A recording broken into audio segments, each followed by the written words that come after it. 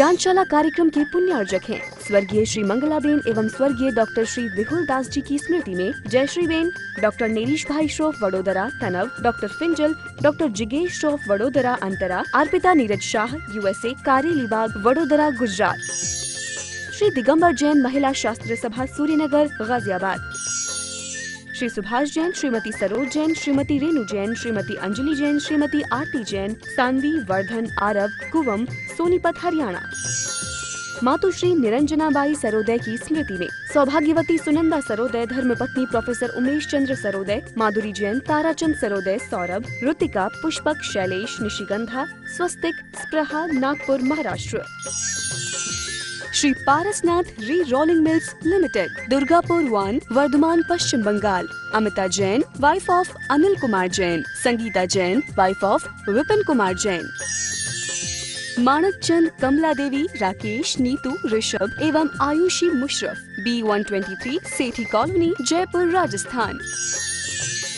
राम रतन, रत्नी देवी पाटनी, प्रकाश चंद, सारिका पाटनी, प्राची जैन, कीर्तिश जैन एवं समस्त पाटनी परिवार, मेड़ता सिटी, जिला नागौर, राजस्थान।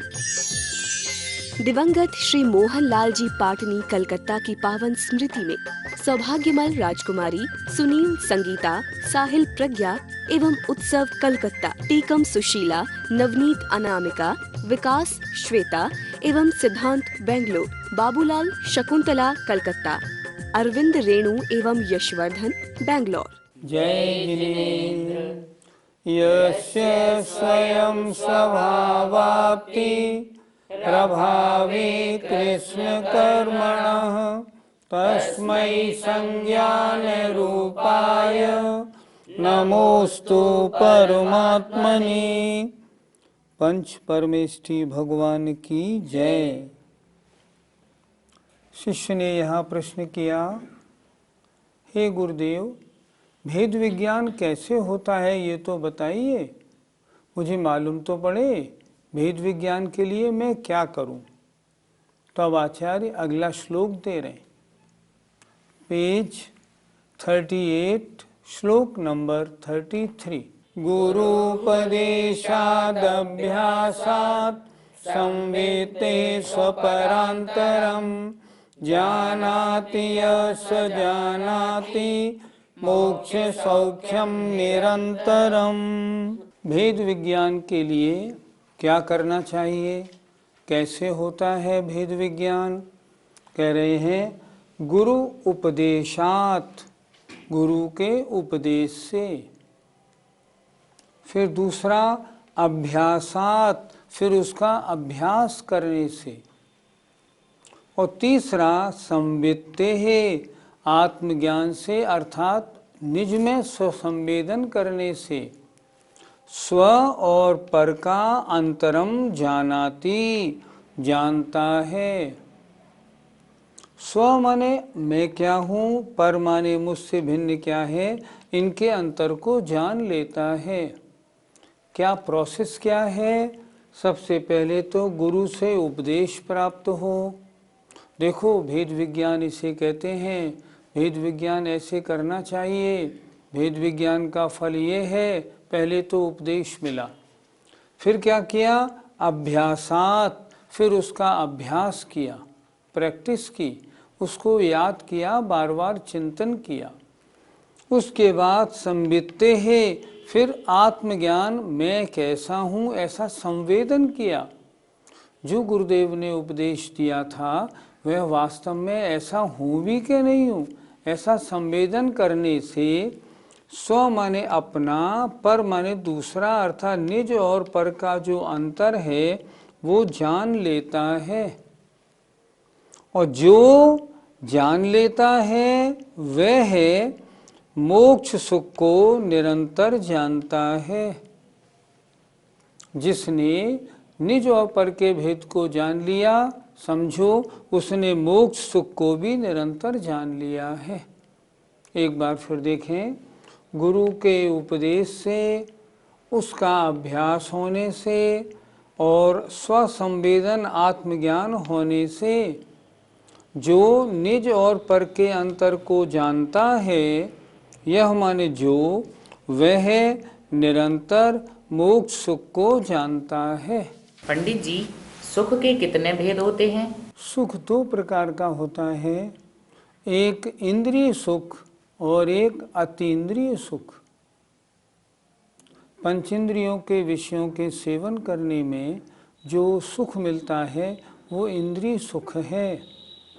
गर्मी का मौसम है, ठंडा ठंडा पानी पीने को मिला, बहुत अच्छा लगा। सर्दी का मौसम है, गरम चाय, गरम दूध, गरम उकाली केसर डली हुई पीने को मिली, बड़ा सुख मिला। ये क्या है? ये शारीरिक सुख है। ये कैसा है? ये इंद्रिय सुख है। इंद्रिय को मनचाही वस्तु मिलने पर जो प्रसन्नता का अनुभव होता है हमें, उसे हम कहते हैं इंद्रिय सुख। और एक होता है अतीन्द्रिय सुख, अर्थात इंद्रिय सुख के परे जब आत्मा अपने आत्मा में लीन होता है, राग द्वेष से दूर हो जाता है, निर्विकल्प हो जाता है, आकुलता रहित हो जाता है, उस समय जो चैन, जो सुख मिलता है वो अतीन्द्रिय सुख है। एक इंद्रिय सुख और एक अतीन्द्रिय सुख। यहाँ किस सुख की बात है? मोक्ष सुख की। मोक्ष सुख कैसा है? वह अतीन्द्रिय सुख है। वहाँ मोक्ष में निवास करने वाले जो सिद्ध भगवान हैं, उनके इंद्रियां तो होती ही नहीं। इंद्रिय तो उनके होती हैं जिनके शरीर होता है। सिद्ध भगवान शरीर रहित हैं। शरीर रहित हैं, उनके इंद्रियां नहीं। और जब इंद्रियां नहीं, इंद्रिय सुख का फिर काम ही क्या? उनके तो अतीन्द्रिय सुख होता है। इन दोनों प्रकार के सुखों में अंतर क्या है? जो इंद्रिय सुख है वह तो संसार का मार्ग है। इंद्रिय सुख का भोग करने में लगेंगे, आत्मा में राग द्वेष उत्पन्न होगा, कर्मों का आश्रम होगा, संसार का कारण होगा। और जो अतीन्द्रिय सुख है, अगर उसमें लगेंगे, उसका अनुभव करेंगे, तो वो कर्मों की संबर और निर्जरा का कारण होगा। दोनों में बिल्कुल उल्टा अंतर है। 3 और 6 का आंकड़ा है। इंद्रिय सुख संसार में घुमाने वाला है, अतीन्द्रिय सुख प्राप्त करने से संसार से छूटने का रास्ता बनने वाला है। इंद्रिय सुख नाशवान है, अभी है अभी नहीं। पहले एक श्लोक आया था इसमें, वासना मात्र में वैतत् सुखम दुखम च देहिनाम तथायुद्वे जयन्ते ते भोगा रोगा एवापदी।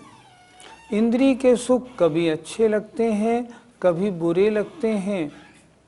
कभी आपत्ति आ जाए, कभी तबीयत खराब हो जाए तो वो इंद्रिय सुख बुरे लगने लगते हैं। जैसे गर्मी का समय है और दही की लस्सी बर्फ डली हुई बड़ी अच्छी लगती है, लेकिन यदि जुखाम हो जाए तो नहीं, तो अच्छी नहीं लगती। क्यों? दही की लस्सी तो सुख देती है, नहीं सुख नहीं देती। तबीयत ठीक हो तो सुख देती है, अन्यथा नहीं देती। लेकिन जो अतीन्द्रिय सुख है वो तो हमेशा सुख देने वाला है। इंद्रिय सुख अभी प्राप्त हुआ, बदला बदला बदला, और अतीन्द्रिय सुख अगर प्राप्त हुआ तो उससे फिर निकलना नहीं चाहता, निकलना पड़ता है, बात दूसरी है। और वास्तव में अतीन्द्रिय सुख किसको मिलता है?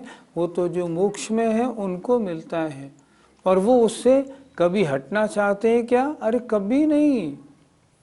मोक्ष सुख हमारा अंतिम लक्ष्य है, इंद्रिय सुख हमारा अंतिम लक्ष्य नहीं। इंद्रिय सुख पाप का कारण है और अतीन्द्रिय सुख मोक्ष का कारण है। पंडित जी, जो हमें अतीन्द्रिय सुख मिलता है उससे मोक्ष सुख से बराबरी कैसे की जा सकती है? यहाँ अगर हमें जो अतीन्द्रिय सुख मिलता है वो भी आकुलता रहित है, बिल्कुल निराकुल है, उस समय कोई आकुलता, कोई विकल्प, कोई राग द्वेष हमारी आत्मा में नहीं। और मोक्ष में जो सुख मिलता है वो भी निराकुल है, वहाँ भी आकुलता नहीं। हम ये मानते हैं कि सर्व प्रकार से मोक्ष सुख में और वर्तमान वेद विज्ञान होने पर जो सुख आता है सर्व प्रकार से उसमें समानता नहीं हो सकती। लेकिन क्योंकि भेद विज्ञान होने पर आत्मा में अगर कोई यहाँ शुद्धोपयोग में लीन होता है तो वह शुद्धोपयोग में वैसा ही सुख निराकुल है जैसा सिद्धों को होता है। यहाँ क्षणिक है, वहाँ अनंत काल तक रहने वाला है।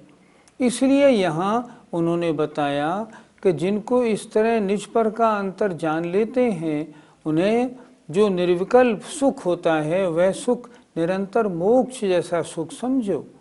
और वो बात एक तरह से ठीक भी है। दोनों सुख अतीन्द्रिय हैं, दोनों सुख निराकुल हैं, दोनों सुख आनंद प्रदान करने वाले हैं।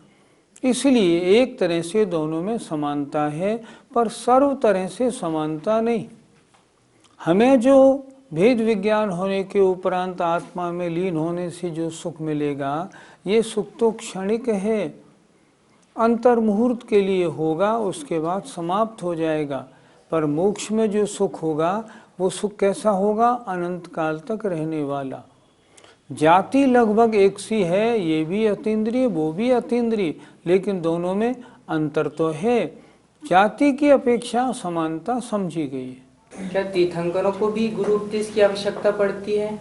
पूर्व जन्मों में महान साधना करने के कारण जो तीर्थंकर पर्याय में उत्पन्न होते हैं वो मत शुद्ध अवध तीनों ज्ञान सहित उत्पन्न होते हैं। उनका श्रुति ज्ञान भी उच्च कोटि का होता है। उन्हें पढ़ाने की क्षमता भी किसी में नहीं है, इसलिए वे किसी से पढ़ते नहीं। तीर्थंकर भगवान स्कूल में नहीं जाते, पाठशाला में नहीं जाते, उन्हें पढ़ाने के लिए कोई ट्यूटर घर पे नहीं आता।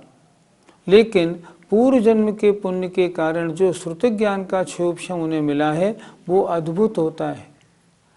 और दूसरी बात, जब वो दीक्षा लेते हैं तो दीक्षा लेते ही उनको 63 रिद्धियाँ हो जाती हैं, वो शुद्ध केवली स्वयं बन जाते हैं। एक प्रश्न आया है कि जो छायोपशमिक सम्यक्त्व है वो छायिक सम्यक्त्व कैसे बनता है? आचार्यों ने लिखा, केवली शुद्ध केवली के पाद मूल में छायोपशमिक सम्यक्त्व क्षायिक बनाया जाता है, उसके लिए पाद मूल चाहिए। तो प्रश्न आया, जो तीर्थंकर भगवान यहाँ जन्म लिया उन्होंने, और जो छायोपशमिक सम्यक्त्व हैं उनको क्षायिक कैसे होता होगा? तो श्री धवलाकार ने उसमें लिखा है, जब वे दीक्षा लेते हैं तो वे तो स्वयं श्रुत केवली बन जाते हैं, अब उन्हें अन्य किसी के पाद मूल की आवश्यकता नहीं होती। इसलिए उनका छायोपशमिक सम्यक्त्व स्वयं अपने आप ही क्षायिक सम्यक्त्व रूप परिणमन कर जाता है, उसकी योग्यता उनमें स्वयं आ जाती है।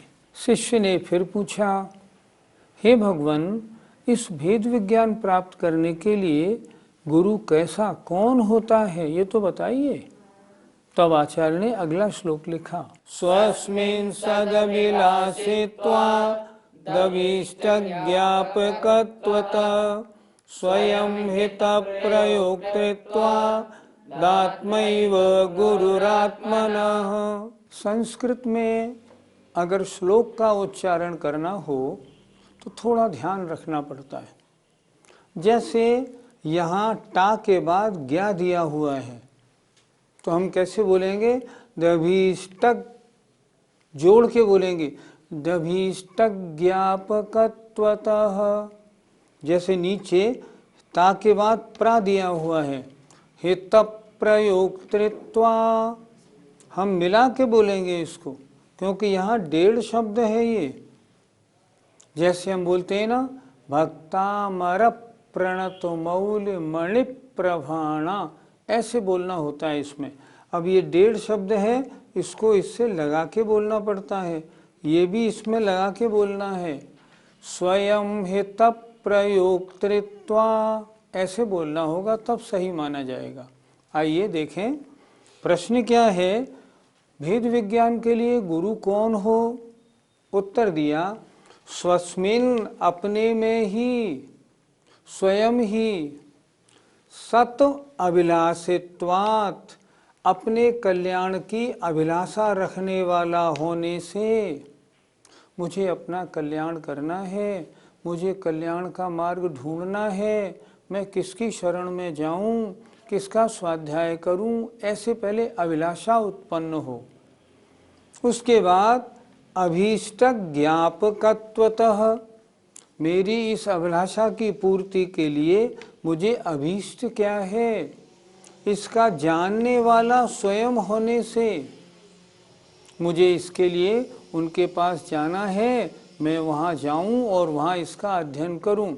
पहले तो अभिलाषा उत्पन्न हुई, फिर अभिलाषा पूरी करने के लिए क्या करना पड़ेगा, इसका रास्ता बनाया, और इसके बाद स्वयं ही हित प्रयोक्तृत्वात् अर्थात अपने हित में प्रवृत्त होने से मुझे मालूम पड़ गया कि इसके लिए ये कार्य करना होगा, चलो मुझे कल्याण करना है तो मैं ये कार्य प्रारंभ करता हूँ। पहले अभिलाषा हुई, फिर उसके लिए अभीष्ट क्या है इसका उसने ज्ञान प्राप्त कर लिया, और फिर उसके बाद उसमें प्रवृत्ति हो गई। पहले निर्णय बनाया मुझे तो इंजीनियर बनना है, फिर आया इंजीनियर बनने के लिए क्या करना चाहिए, ज्ञान पूरा हो गया, फिर क्या किया, इंजीनियरिंग में दाखिल हो गया और मेहनत करने लगा, तब काम बनता है। मैं स्वयं अपना गुरु हूँ, मैं स्वयं अपने कल्याण की अभिलाषा पहले उत्पन्न करूँ, उसके बाद में इसके लिए अभीष्ट क्या है उसका ज्ञान करूँ, और उसके बाद मैं स्वयं हित में प्रयुक्त मतलब प्रवृत्त हूँ। तो इसलिए क्या लिखा आचार्य ने, आत्मा एव आत्मनः गुरु, मैं अपना गुरु स्वयं हूँ, सामने वाले तो निमित्त मात्र हैं। आचार्य श्री प्रवचन देते हैं तो प्रवचन देने से हर व्यक्ति पर असर थोड़ी हो जाता है। जो व्यक्ति उसकी अभिलाषा रख के आया हो, आज का प्रवचन सुनना है, मुझे जीवन में उतारना है, चलो वहाँ चलता हूँ अभीष्ट ज्ञापकत्वतः, और सुनने के बाद उसे जीवन में उतारे तब उसका कल्याण होता है। तो वास्तव में आत्मा ही आत्मा का गुरु है, मैं अपना गुरु स्वयं हूँ। कोई गुरु अपना ज्ञान मेरे में उड़ेल दे, ज्ञान कहीं बाजार से खरीदने में आ जाए, ऐसा नहीं होता। अपने में ही इच्छा उत्पन्न करके स्वयं अगर प्रवृत्त होते हैं तब ज्ञान प्राप्त होता है। इसलिए आत्मा ही आत्मा का गुरु है। पंडित जी, यदि आत्मा ही आत्मा का गुरु है तो फिर अन्य गुरुओं की आवश्यकता क्यों? कोई एक जीव, कोई एक मनुष्य चलता है, कोई एक मनुष्य चलता है, चलने की शक्ति किसमें है, मनुष्य में है, तो क्या उसको और निमित्तों की आवश्यकता नहीं पड़ेगी? नहीं। अगर धर्म द्रव्य नहीं होगा तो जीव और पुद्गल का गमन नहीं होगा।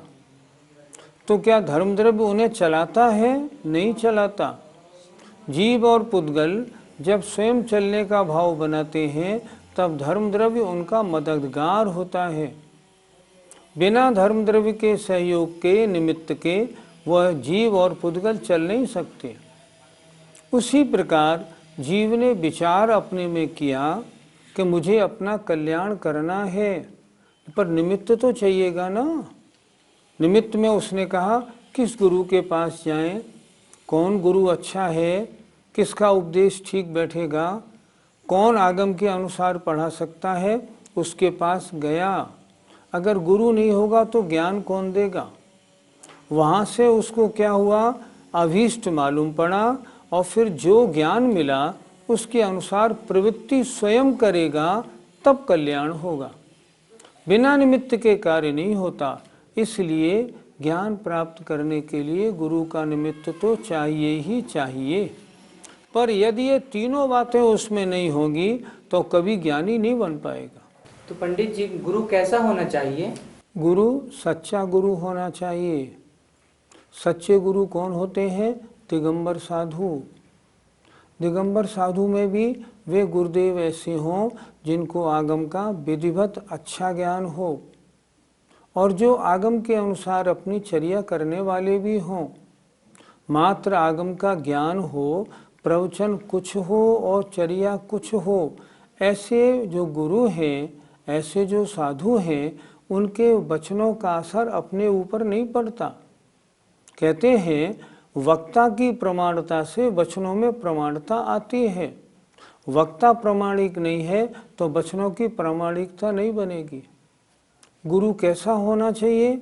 आगम का ज्ञानी हो, आगम के अनुसार चर्या करने वाला हो, जिसके समझाने का उपदेश देने का ढंग बहुत हो, जो हमारी भाषा में हमें हमारी बात समझा सके, जो प्रश्न पूछने पर नाराज नहीं हो, अपसेट नहीं हो, जो हमारे कल्याण की भावना अपने मन में लेके हमारे अनुसार प्रवचन देता हो, ऐसा गुरु हमारे लिए उपयोगी होता है। और जब ऐसे गुरु मिल जाते हैं और उनका उपदेश मिलता है तो हम भी उसको स्वीकार करके आगे बढ़ते हैं। अव्रति के उपदेश से आज तक कभी कोई साधु नहीं बना। हाँ, साधु के उपदेश से साधु बनते हैं। आचार्य श्री हमेशा कहते हैं व्रति या साधुओं को पढ़ाने वाला अव्रति नहीं होना चाहिए। क्यों नहीं होना चाहिए? अव्रति तो हमेशा स्वयं अव्रति है। जिसने स्वयं जीवन में नहीं उतारा उसके उपदेश से दूसरों के जीवन में व्रत आएंगे कहाँ से? इसलिए आचार्य जी के संग में तो नियम है, व्रति ही व्रतियों को पढ़ाएगा, अव्रति नहीं। अन्यथा जो व्रति हैं वे अव्रति बन जाएंगे। इसलिए गुरु आगम का अनुसारी, ज्ञानी और स्वयं उस जैसी चर्या करने वाला होना चाहिए। सच्चे गुरु के मिल जाने पर हमें अपने कल्याण के लिए क्या करना चाहिए? सबसे पहले तो मैं अपने में ये भावना उत्पन्न करूं, मुझे अपनी आत्मा का कल्याण करना है। फिर मैं ये खोज करूं कौन व्यक्ति ऐसे हैं जिन्होंने स्वाध्याय आदि करके अपनी आत्मा के कल्याण में जो लगे हों, और मुझे ऐसे गुरु मिल जाएं, मैं उनसे निवेदन करूं, उनके पास जाऊं, उनसे पढ़ूं और बात को समझूं। जो वो कहें वह कितना प्रामाणिक है उसको अपने में उतारूं, और उतारने के बाद जैसा उन्होंने कहा है अपने जीवन को उसके अनुसार ढालूं, तो मेरा कल्याण होगा। गुरु के मिलने मात्र से कल्याण नहीं होगा। गुरु मिल जाए, गुरु से मैं पढ़ूं। पढ़ना भी तरह तरह का होता है। एक पढ़ाई ऐसी होती है जिसमें लौकिकता ज़्यादा है, आध्यात्मिकता नहीं, वो कल्याण का मार्ग नहीं होता। अगर किसी साधु के प्रवचन लौकिक हैं तो वो आपको आत्म कल्याण में आगे बढ़ाने वाले नहीं होंगे। हमको ये ढूंढना है, हमने अपनी आत्मा के कल्याण का लक्ष्य बनाया है तो आत्म कल्याण के योग्य प्रवचन कौन देते हैं, उनके प्रवचनों में मैं शामिल होऊं, उनके द्वारा पढ़ाए जाने वाले शास्त्रों को पढ़ूं, उनसे पूछ के मैं भिन्न भिन्न ग्रंथों को लाऊं और उनका स्वाध्याय करूं। जहाँ भी मैं अटकूं मैं उनसे पूछ के जो पढ़ रहा हूँ उसको बिल्कुल स्पष्ट करूं। मेरे मन में जो भी शंकाएं आए उन्हें मैं एक कागज़ पर लिखूं और उन गुरु से उन सारे प्रश्नों का उत्तर पूछ के अच्छी तरह से उस प्रसंग को समझूं। समझने के बाद निर्णय बनाऊं और फिर जीवन में उतार लूं। अगर मैं इतना काम करूंगा मेरा कल्याण निश्चित रूप से होगा। बीच में रह जाऊंगा तो अधर में रह जाऊंगा, मेरा काम बनेगा नहीं। इसलिए हमें क्या करना चाहिए? आज की गाथा का सारांश सुनिए। हमें ये करना चाहिए, पहले अपनी कल्याण की भावना बनाओ। मुझे अपनी आत्मा का कल्याण करना है। सारा जीवन मेरा घर गृहस्थी में निकल गया, फिर मेरा कल्याण किनके माध्यम से होगा? फिर उनकी शरण में जाएं और उनसे उनका उपदेश और पढ़ें, और फिर तीसरा जो वो बताएं उसको जीवन में उतारें। आज सिर हिलाने वाले सुनने वाले बहुत हैं, लेकिन उसको जुगाली करने वाले, उस पर चिंतन करने वाले लोग बिरले हैं। और चिंतन करने वालों से भी जीवन में उतारने वाले तो है ही नहीं। लेकिन ये कल्याण का मार्ग नहीं। इसलिए स्वाध्याय हो, आत्म कल्याण की बात जाने और हम अपने लिए उसमें प्रवृत्ति करें तो हमारा कल्याण होगा। जय जिनेन्द्र। ज्ञानशाला कार्यक्रम के पुण्यार्जक हैं स्वर्गीय श्री मंगलाबेन एवं स्वर्गीय डॉक्टर श्री विहुल दास जी की स्मृति में जयश्रीबेन, डॉक्टर नेरीश भाई श्रोफ वडोदरा तनव, डॉक्टर फिंजल, डॉक्टर जिगेश श्रोफ वडोदरा अंतरा, अर्पिता नीरज शाह USA, कारेलीबाग वडोदरा गुजरात, श्री दिगंबर जैन महिला शास्त्र सभा सूर्यनगर गाजियाबाद, श्री सुभाष जैन, श्रीमती सरोज जैन, श्रीमती रेणु जैन, श्रीमती अंजलि जैन, श्रीमती आरती जैन, सानवी, वर्धन, आरव, कुवम, सोनीपत हरियाणा। मातुश्री निरंजनाबाई सरोदय की स्मृति में सौभाग्यवती सुनंदा सरोदय, धर्मपत्नी professor Umesh Chandra Sarodaya, Madhuri Jain, Tarachand Sarodaya, Saurabh, Ritika, Pushpak, Shailesh, Nishigandha, Swastik, Spraha, Nagpur, Maharashtra. Shri Parasnath Re Rolling Mills Limited, Durgapur 1, Vardhaman, Paschim Bangal. Amita Jain, wife of Anil Kumar Jain, Sangeeta Jain, wife of Vipin Kumar Jain. Manak Chand, Kamala Devi, Rakesh, Neetu, Rishabh एवं आयुषी मुशरफ, B123, सेठी कॉलोनी, जयपुर, राजस्थान।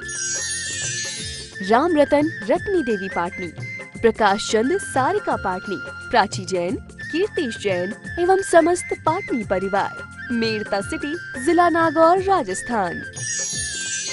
दिवंगत श्री मोहन लाल जी पाटनी कलकत्ता की पावन स्मृति में सौभाग्यमल राजकुमारी, सुनील, संगीता, साहिल, प्रज्ञा एवं उत्सव कलकत्ता, टीकम सुशीला, नवनीत अनामिका, विकास श्वेता एवं सिद्धांत बेंगलोर, बाबूलाल शकुंतला कलकत्ता, अरविंद रेणु एवं यशवर्धन बेंगलोर।